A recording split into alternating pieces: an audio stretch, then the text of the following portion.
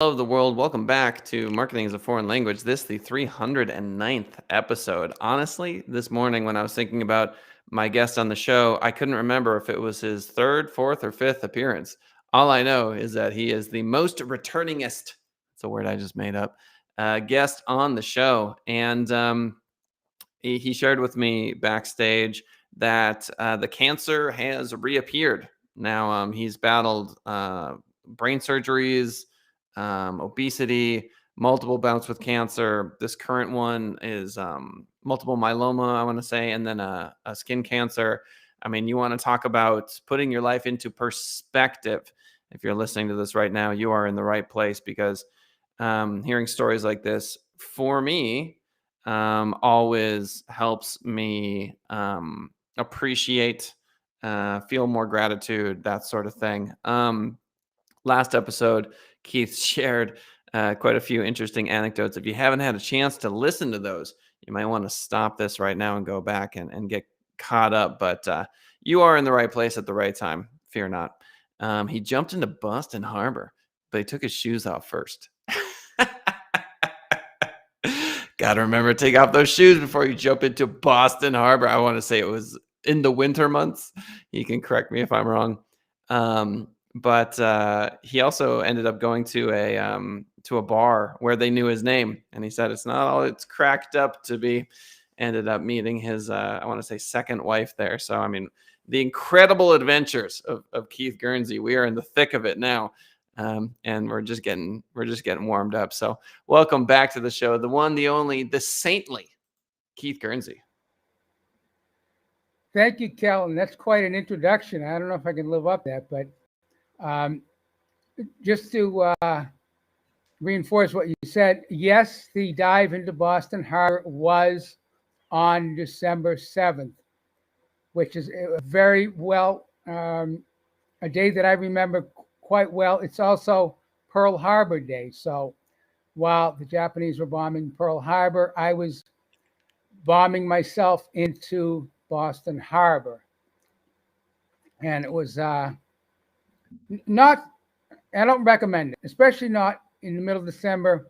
It turned out to be low tide, so I couldn't reach the ladder to climb back up. So I had to swim all the way across the harbor and get a couple of my drinking buddies to pull me up and pull me out. So yeah, that's a baptism as far as I'm concerned. It was, and I feel like I was baptized, because after that I have beaten life-threatening brain surgery twice. I've beaten cancer twice. I've beaten morbid obesity once, and I'm now on my third battle with cancer, which I will be in about 3 weeks when I have successful surgery for the melanoma skin cancer. It's been a very, very interesting journey. What's it like inside the head of Keith Guernsey? Well, right now, Keith Guernsey is very, very, very fortunate to be alive, which is why every day when I wake up, I look to the sky and I thank God for another day on this wonderful planet. Then I set out to make it the best day that I possibly can.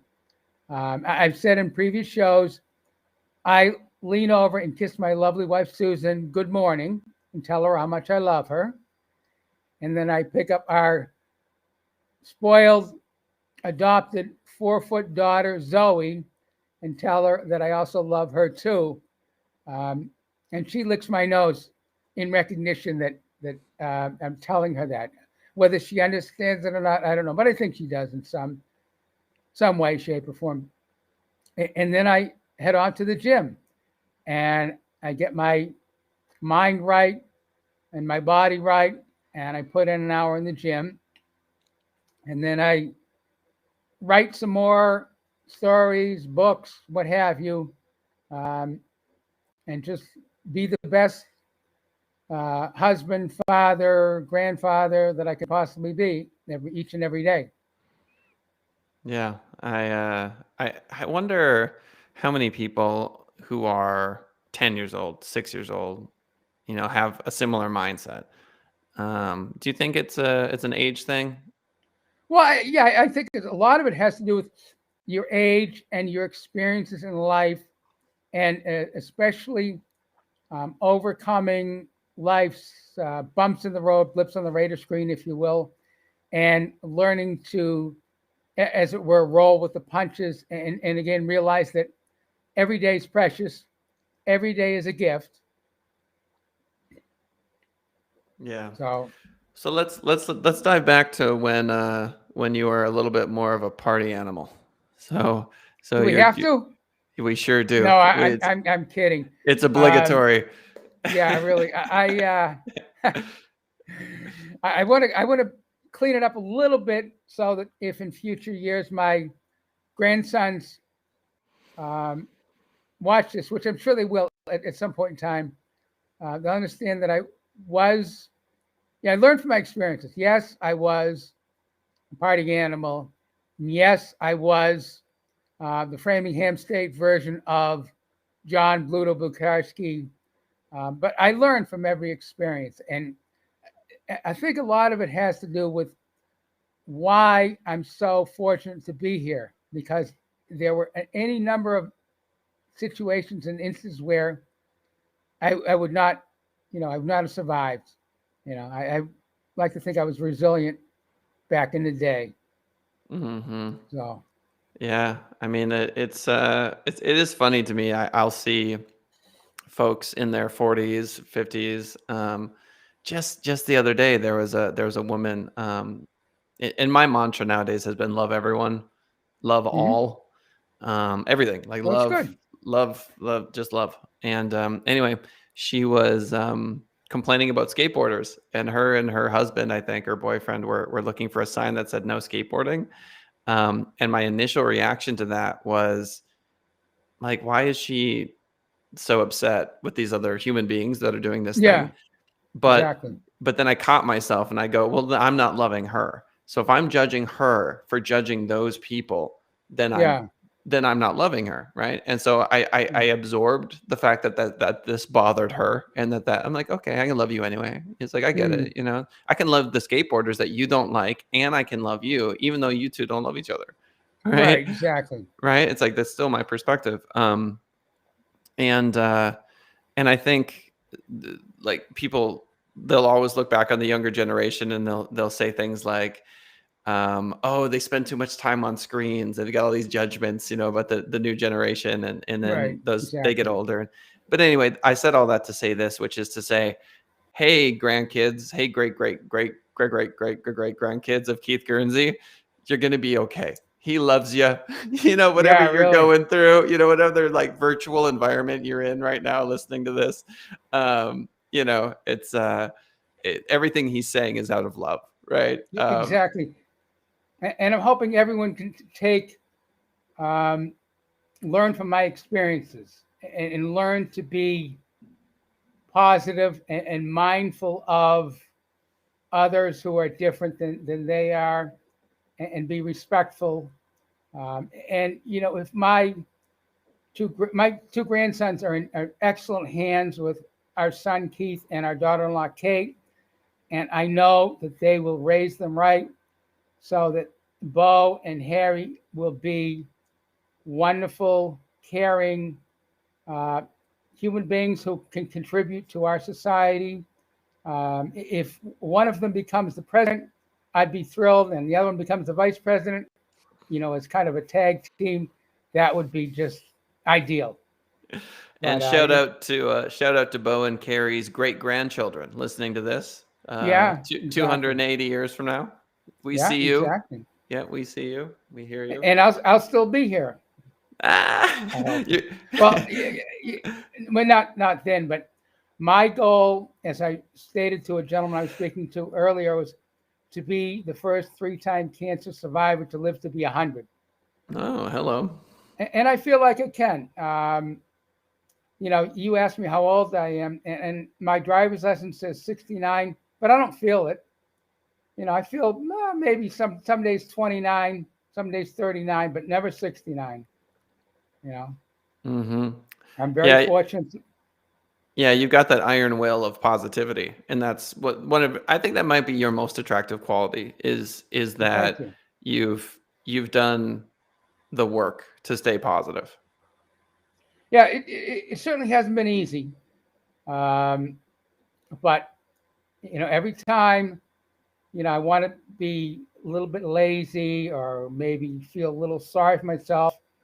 My lovely wife, Susan, gives me a metaphorical kick in the butt and said, you know, rise and shine, get up and do it. And, there are so many people out there who are in much more dire straits, and the hospitals are filled with, people who are in much worse off than I am. So I feel very, very fortunate, very Hmm. blessed. Yeah, I mean, to be diagnosed with cancer and to have that perspective is I think that's what people I don't want to say need to hear, but Yeah. self-pity is like the most delicious alcohol. You know what I mean? Yes, Like you can get exactly. drunk on self-pity. And Absolutely. I've gone on self-pity benders. Poor me, you know. Um it's just it's easy to fall into that. Absolutely. And I think, yeah, almost everybody has. It's how you react to them and how you bounce back from that type of situation, that type of self pity situation to, you know, again, be positive and be impactful in this world and be the best version of yourself you can possibly be. Yeah. Well, and you've managed, I mean, talking about how that outwardly manifests. How many books have you written? I've written 4 books, 3 anthologies, and 1 Kindle Vella short story. I'm working on a bunch more short stories. I'm also working on my 5th book. I'm going to deviate a little bit. My first 4 books are nonfiction, but I figured as Susan says, everyone's heard enough of my story. So I'm writing a fiction book now. So we'll Mm. see how that plays out. But I'm always writing, um, short stories, anthologies, books, etc. When you say And anthology, can you help me understand what that means? yeah, it's just a compilation of stories from a number of different authors. Um, it's just where a publisher takes your story and 2 to 5 other stories and puts it together, and that's what an anthology is. So if you were to go on Amazon and type in Keith Guernsey, you'll find 4 books. You'll find the 3 anthologies, inspirational anthologies that I have contributed to. I see. I've actually been part of an anthology and not even knowing it. Interesting. Okay. Yeah, it's a lot of So fun. I'm curious about this fictional work that you're doing. I'm reminded of like you can write a nonfiction book that is about, authoritarianism and dictators and propaganda, for example. Right. Um, or you can write George Orwell's 1984, and Yes. just the way that people respond to fiction versus nonfiction, it's pretty fascinating to me. Sometimes fiction can drive social change. Yeah. What is the hope of the fiction that you're writing, and what's the premise of it? Well, basically, it's part of a real story. It's a deviation of a real story. Um, and my wife's done the same thing with her book. She's written one and she's working on a second one. The advantage of fiction is you can pretty much take it anywhere you want it to go. If you read like a James Patterson, he weaves together a very, very intricate story around several different characters. Mine is one character who is based on a real individual. I won't divulge who that individual is, but suffice to say, it's about a gentleman who had it all early in life. He was a star football player. He he had the money, the power, the fame. He was an all-pro, and then basically lost it all. And it tells the story of my following him from the time he was a star high school quarterback to the NFL, to college, to where he was at the top of the mountain, so to speak, and then fell from grace. And I won't give away the ending, but it should be an interesting story. It is based on fact, but it deviates from all the factual details. Mm. So that's my first stab at fiction. Because, like I said, I've written nonfiction up until this point, but I'm going to finish that and self-publish it like I've done with the others. Yeah. And then go for that. I've got a couple other ideas for other stories. One of them, talks about kind of my Animal House party animal type days. I've cleared it with the other 2/3 of the triumvirate that, they don't mind me writing it as long as I keep it fairly clean. Because if they have kids and grandkids, they don't want to, they don't want to see all the bad stuff that we did. Yeah, I mean, the future generations will be able to read between the lines. They'll Yeah, know. really. I mean, Yeah, they will. They will. yeah. I mean, it's like, I'll put it to you this way. Sometimes I feel like people can experience drugs and alcohol in a hedonistic way. That's one path. Yeah, sure. There's a spiritual drug and alcohol trip that a lot of people go down, especially with like psychedelics and things like that. There is a hardcore dependence, you can't be happy without it, drug trip that people go down. And for as long as humanity has been humanity, people have been looking for ways to get high, to feel differently than they currently do. And it is so interesting to me. You go back 200 years, there wasn't rampant coffee addiction. No, Okay. I know. I mean, we look at coffee addiction nowadays as just absolutely normal, 100%, nothing to it, and Yeah. it is a wild drug, especially one that we've all just collectively said it's totally fine to take every morning, no problem, no issues. Just wild to me, how these things change and cultural faux pas change and what's good for you, what isn't. And so anyway, I guess the point I'm trying to make is I don't judge your past experiences, but I do understand the role that you play in society, specifically as an elder and having grandkids, which is, and they'll understand it when they're grandparents. Does that make sense? Like they may, absolutely, sure. Yeah. So, you play that game, and as they get older, they go, "Oh, I know what Grandpa was up to." Yeah, they'll figure it out. I'm sure they'll figure it out. But I initially started, I never intended to become an author, but I started writing to leave a legacy for them, which is why the books that I've written so far are clean for the most part. The no vulgarity, no swear words or anything like that. I've told my stories in an inspirational. As a matter of fact, my readers tell me that my stories are inspirational.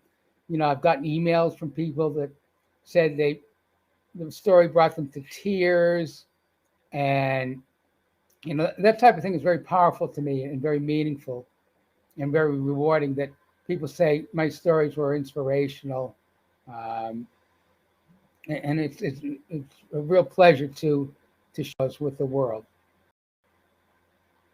Yeah, it's beautiful. I mean, including this interview. I've made the point many times that those that are alive today will be almost like the alpha generation for 100 generations from now.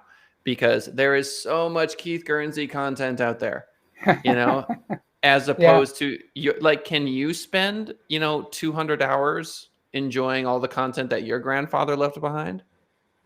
No. No, it's not even in the ballpark. I mean, I literally have photos, like there were VHS tapes somewhere, but they've been lost Yep. to the sands of time. Like all that stuff's gone. But literally this interview, this moment right now, 1,000 generations, 10,000 generations, 100,000 generations from now, it's the alpha generation. Sure. Absolutely. And we still, I mean, we tend to worship history. I mean, all of us, you look at all these cultures, from the Quran to the Bible to the Bhagavad Gita to you name it. Like we grasp to the past in a way to try to Absolutely. understand Sure. who we are and why we are the way we are. And so what a wild responsibility to have been born at this time. And many folks in your generation don't do what you're doing. They're not leaving behind a massive treasure trove of information. And let's just say, 100 generations, not just to say 100 because they'll have cured cancer by then, but 3 generations from now, Hopefully. you know what I mean? Oh yeah, they'll get it for sure. But 3 generations from now, someone's got some disease they're struggling with, and they're listening to this. They're listening to the way that you were positive through it, and it's so much more impactful because you're their great grandfather. Right. Exactly. Yeah, I want to just leave people with the message that every day is a gift. Be positive. You can overcome the bumps in the road of life, and overcome the blips on the radar screen of life, so to speak. And again, with 600 some odd thousand people dying from COVID, everyone who's alive today should be thankful for that, and should, thank the man above that they have another day on this wonderful planet, which is what I do every morning.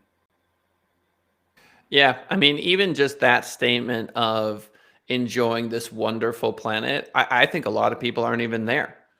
They're not even there. There's no you know what I question, mean? no question. They're looking at this place like some sort of hell or some sort of weird purgatory, or not a gift. So let me ask you this. Sure. So recently I've been repeating things to myself that are positive. And it feels almost like starting a workout for the first time. Like I'm not very good at it, but you just do it anyway. You just push and you push and you push and you push. Miracles happen. Love everyone. Love all. Can't you see this is perfect? Things like that. Just these positive messages in my head. And then my mind will do what the mind does, like a drunken monkey that just got stung by a scorpion. It's doing this crazy dance that it does. Yeah. And that's what the Hindus say. And then love everyone will pop in there. It'll just find its way to the surface, and then I'll roll on that one for a while. And it does change my mood. It does change my perspective. It makes me behave differently. How many of those things do you have in your brain? And do you believe the mind is like that, where you just flex that muscle, that compassion muscle, and then it gets stronger? Yeah, I don't necessarily think you have to love everyone, but you shouldn't hate anyone. And you should tolerate people whose mindset is different from yours, whose ideals are different than yours. But, I take advantage of the fact that I'm in the gym every morning at 4:00 and, talk to myself, so to speak, and get my mind right for the day, and realize that I want to be, the best person, the best husband, the best father I can be, and be tolerant of those whose ideas and ideals are different than mine, and try to like people and accept people that are different than myself. So let's keep this chronology going, because we're on whatever episode we're on, 4 or 5. Well, this is the 5th one. Is this 5? Okay, thank you. Yes. Yeah. I may have inaccurately labeled the thumbnail, so No, I no, that's apologize. all right. That's all I right. apologize to everyone if this is just not it. But let's pick up because we were university, jumped into the river. Around what age were you when all this was transpiring? Well, let's see. It was 1985, so it's about 33. And just back up just a step, I was thinking about a story that kind of gives a perspective on my work life, so to speak. An old friend of mine got us summer jobs when we were in high school, working at his dad's electronic component manufacturing company, and we worked summers, and I was in the electroplating shop, and I ran maintenance for the entire shop, cleaning the tanks, scrubbing floors, cleaning bathrooms, you name it. And when I graduated from college, I went there to look for my first job, and they said, "Do you have any office experience?" I said, "No." They said, "Can you type?" I said, "No." And they said, "Well, we pulled your file, and you were a very hard worker here when you were at the summer. So even though you don't have the requisite experience, we're going to take a chance." And that worked out incredibly well. And I was at that company for 5 years. I rose to the level of export sales manager, which is where I learned to deal with people from different countries and pick up a smattering of other languages. And I had a wonderful experience. Unfortunately, my restlessness and ambition and aggression got the better of me, and I resigned from there to take another job. And in retrospect, that was a mistake.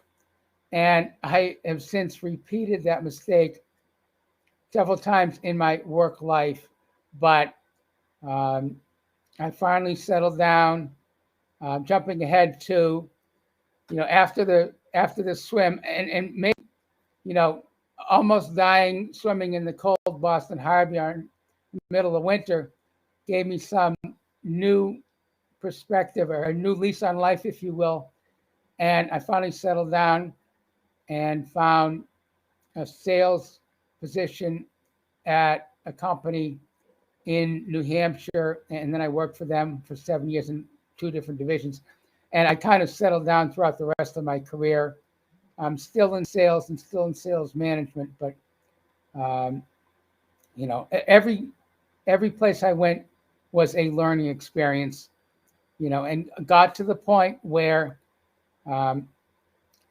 Susan and I could retire early in 2013. I was with Comcast, and that was the best of the best. I have nothing but wonderful, wonderful things to say about Comcast. They treated me so incredibly well. And Susan and I were able to retire in 2013 and buy our dream house on the lake. So that's kind of a brief overview of my work life, or at least, the last several decades of it. Yeah. So I think the takeaway that I would like the listeners to understand is you're huddled over a toilet, right? 18 years old, 19 years old with cleaning supplies. Yes. And you clean the hell out of the toilet.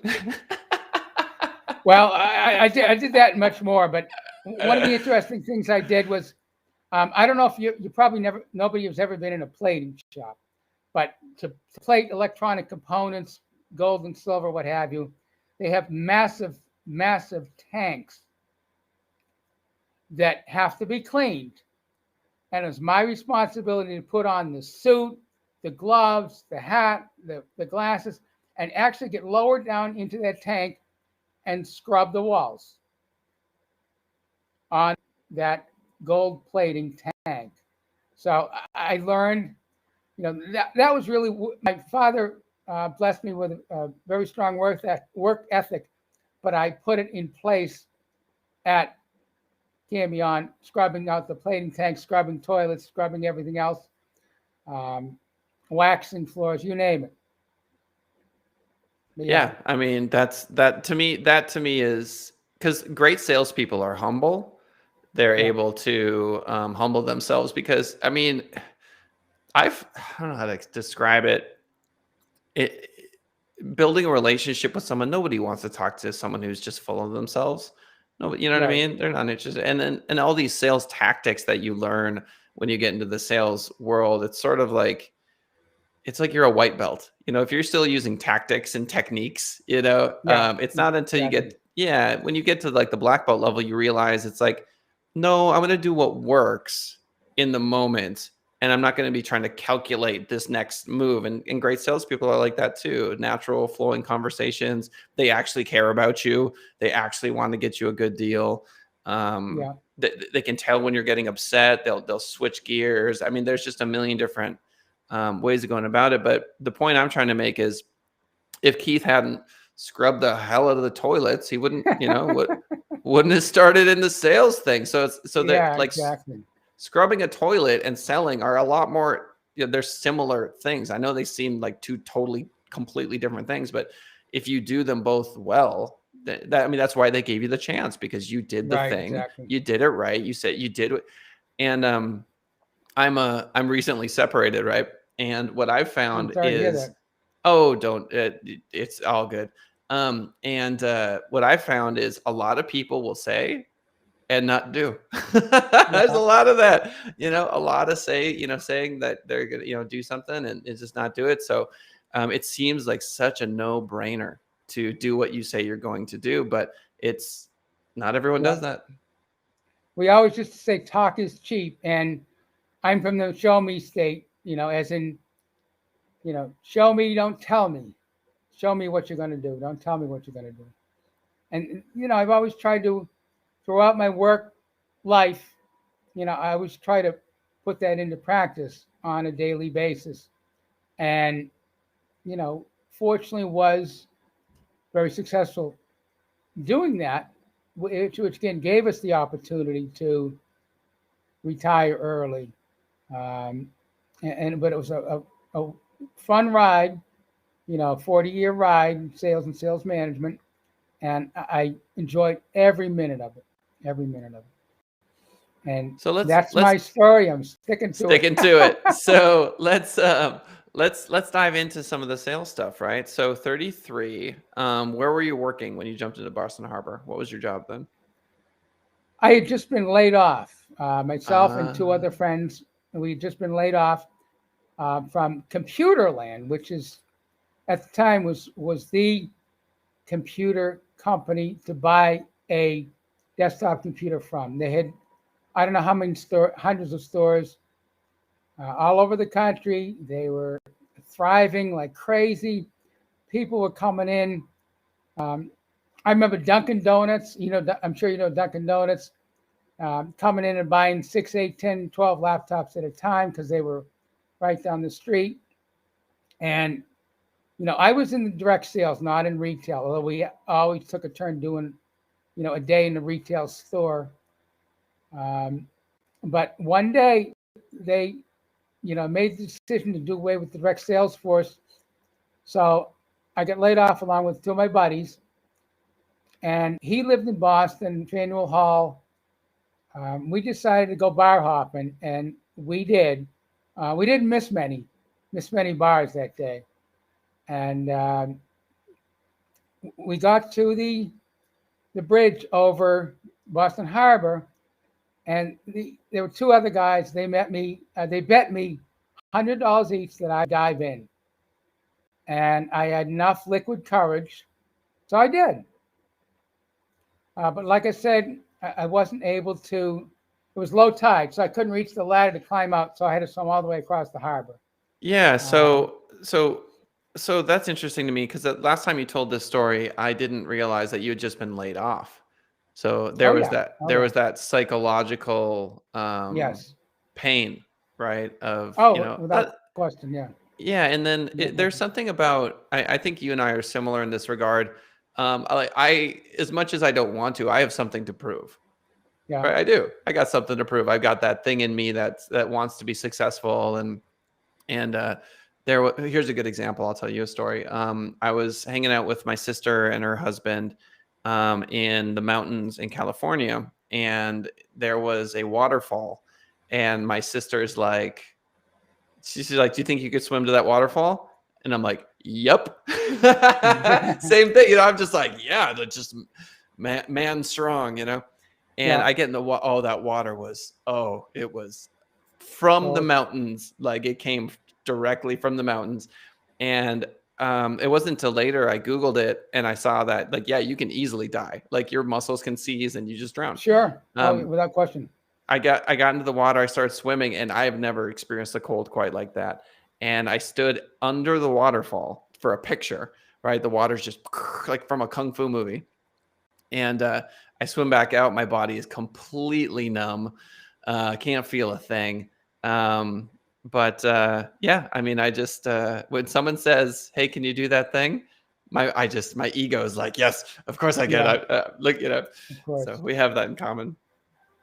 Yeah, accepting that dare is, you know, it can be very dangerous, and it sounds like for both of us it really was. But at least we both survived it, so that's a Yeah, good thing. there are no coincidences. So let's Yeah, get really. one more story before we call the episode here. But Okay. so post Boston Harbor, what was your next job? Well, let's see. The next job was at um, selling legal books to lawyers, obviously, and law firms. And, you know, you hear a million lawyer jokes, and I had heard them all.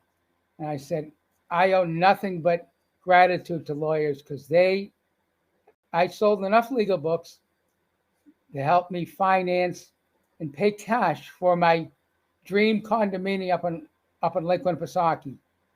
And the thing I love about lawyers, you know, the thing a salesperson hates the worst is the word maybe. Once you've laid out the plan, so to speak, once you've given your best offer, you want to hear yes or you want to hear no. Obviously, you want to hear yes first, but if you hear no, then you just scratch their name off and go on to the next person on the list. The thing that a salesperson does not want to hear is the word maybe or let me think it over. Lawyers are great. You know, 99% of the time I got yes or no. And in my case, I was very fortunate to receive yes a majority of the time because, you know, new laws come out. They have to be aware of what's going on. They have to know the new laws. So I have to buy the books and buy them for me. And they did. It was great. I love that. I love that. Did you literally walk in or did you call? Were you a call guy or a... This was on the phone. Yeah. All Oh, done on the phone. that is such a lost art form. Yeah. It really is. I mean, because you got the receptionist, right? So you're having that whole gatekeeper conversation. And then yeah, I played a little bit in that space, but it's funny because I live in the modern version of that, which is Zoom speed networking, right? Mm-hmm. That's pretty much that. And then internet marketing. I mean, it's get in front of them, try to get them to reach out to you in some way, shape, or form. Yeah. But Keith, I spent a long time in telephone sales and telephone sales management. I loved it. Yeah, it's you're a samurai. You're cutting through the the forest to make your way to the box of treasure. Yeah, exactly. Well, like I was gonna say, Keith, that it's always a pleasure to have you. I'm so sorry about the most recent diagnosis, but of everyone who you know. You know, I could just sing your praises forever in regards to your attitude. Thank you. Everybody take note seriously. I don't care if you're 6 or 60. Working, like getting your mind right, finding positivity, you know, the circumstances are the circumstances.